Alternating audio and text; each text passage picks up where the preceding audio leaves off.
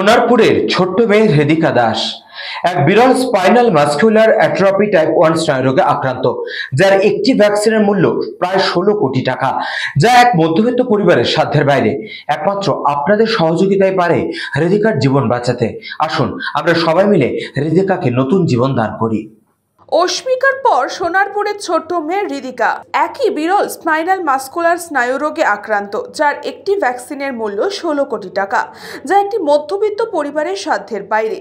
তাই ছোট্ট হৃদিকার পাশে দাঁড়াতে সাহায্যের হাত বাড়িয়ে দিয়ে হাজির বাচিক শিল্পী মৌমিতা সাহা হালদার, অভিনেতা শিবাজি দাশগুপ্ত, অভিনেতা অভিরূপ চৌধুরী, অভিনেতা পার্থ বেরা। তাদের প্রত্যেকেরই অনুরোধ, সবাই মিলে একটু একটু করে হাত বাড়িয়ে দিলে বাঁচতে পারে ছোট্ট প্রাণ।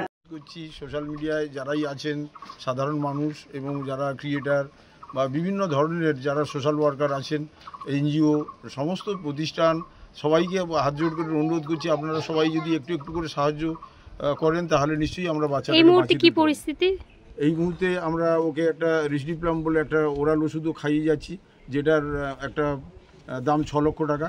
ওটাই 39 দিন চলে, সেটাও আমরা খাইয়ে যাচ্ছি। নাহলে ওর স্নায়ুগুলো আস্তে আস্তে দুর্বল হয়ে যাবে এবং শ্বাস নিতে এবং খাদ্য নিতেও ও পারবে না। তখন আমরা ইঞ্জেকশন বা টাকা জোগাড় করলেও আমরা এটা ইঞ্জেকশনটা দিতে পারবো না। আপনাদের কাছে আমি হাত জোড় করে ভিক্ষা চাইছি যে সবাই প্লিজ এগিয়ে আসুন, ওর পাশে থাকুন। এত দামি একটা ভ্যাকসিন, 16 কোটি টাকা দাম, তো কোথায় পাচ্ছেন?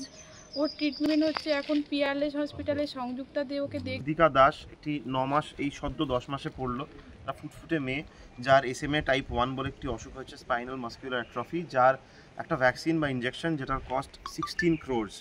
একটা সাধারণ মধ্যবিত্ত বাঙালির পক্ষে এই অ্যামাউন্টটা, অনেক বড় লোকের কাছেও এই অ্যামাউন্টটা মানে বিরল স্বপ্ন আর কি। এতগুলো টাকা দিয়ে একটা ইঞ্জেকশন দিয়ে তাকে সুস্থ করানো, ইটস এ চ্যালেঞ্জ। বাট আমি জানি পশ্চিমবাংলার মানুষ খুব সহৃদয় মানুষ, পশ্চিমবাংলার লোকেরা খুব মন থেকে ভালোবাসে মানুষদের।